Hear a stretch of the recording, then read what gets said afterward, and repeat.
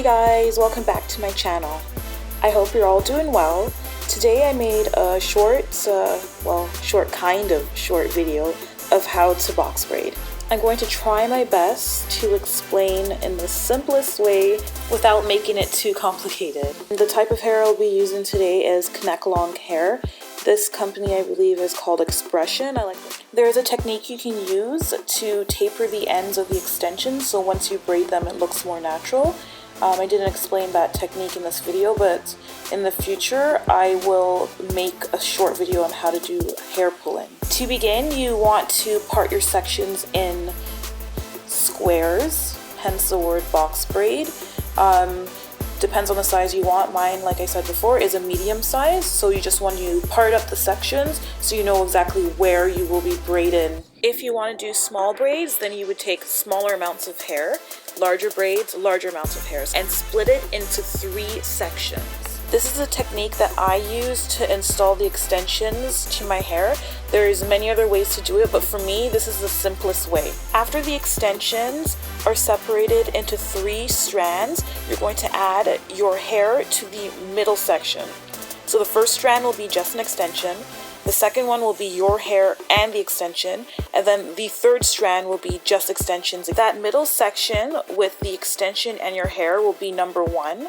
To the left will be number 2. You're going to take number 1 and put it over number 2. So number 1 will become number 2 and number 2 will become number 1 in the middle. Note that number 1, the section in the middle, can go in whichever direction you want first, either to the right or to the left. I'm probably doing it the opposite than most people because I'm left-handed and I do things like that, but whichever one you're comfortable with, you can do that first, whichever direction. What you want to remember when you braid is that the section in the middle, the strand in the middle, always goes over the outer strands. Once the first strand, number 1, goes over number 2 and it becomes the strand in the middle, you want to remember to rotate between left and right. So if you're going to put number 1 over number 2 on the left side first, once you come back to the middle, you want to do the same thing on the right side. So number 1 has to go over on the right side, which would be technically number 3. So I hope that's not too confusing.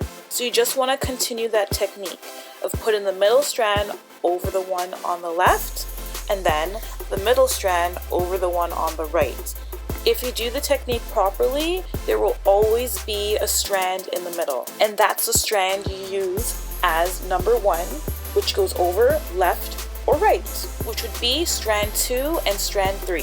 The way that I braid is the middle strand, number 1, always goes over the outer strands. Some people might do it underneath, but just the way I do it, it's not the correct way, but that's the way I do it, is I take the strand in the middle and I put it over the outer strands. Once you continue the technique and you get all the way to the end of the extension, you're pretty much done and you have an awesome box braid.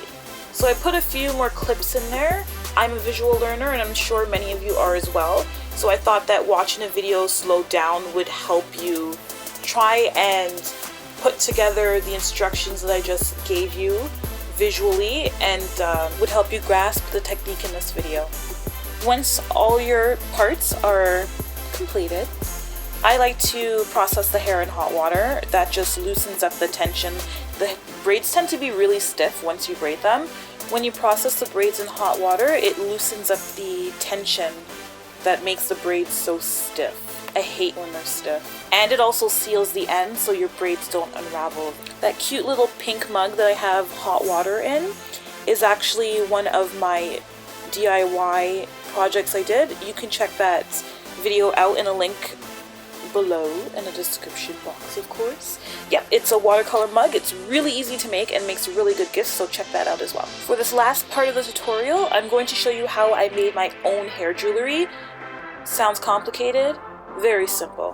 What I did was I went to Michael's and I got these little, they're technically for scrapbooks and some of them are for jewelry, necklaces and stuff like that, but most of them were embellishments for scrapbook pages, so I took those and I was creative with them.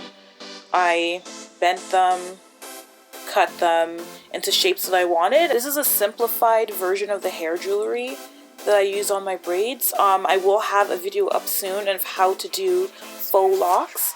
In that video, I have a more detailed tutorial of the hair jewelry, because with that one I went crazy. Like, I put a lot of jewelry on my faux locks. So once I have that up, check that video out because it will be a lot more detailed. I'm just going to quickly go over how I did this. It's so simple that you probably just watch the video and figure it out. You don't really need me to explain it, but I'll just explain just a little bit.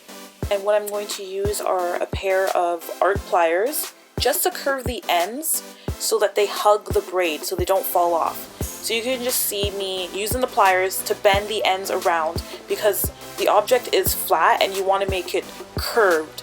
So it's kind of like a clip. Technically it is a clip that stays onto the braids. I also used gold wire and these small metal gold rings. The rings are pretty easy. All you have to do is just thread your hair through it. I pushed it up to the highest, close to the highest point of the braid because it's thicker there, so the rings wouldn't fall down. Just rewatch the video if you didn't get it the first time, and practice. Always makes perfect, so you're not going to get it the first time, but don't give up. Braiding is really easy, really fun, because you can do so many hairstyles with it. So thanks again so much for spending all this time with me. You can check out my channel for other videos that I have up there, and if you like the music that was played, it's by my baby bro JSnarez. His contact information will also be in the description box below. Thanks again, have a wonderful day, and God bless. See ya!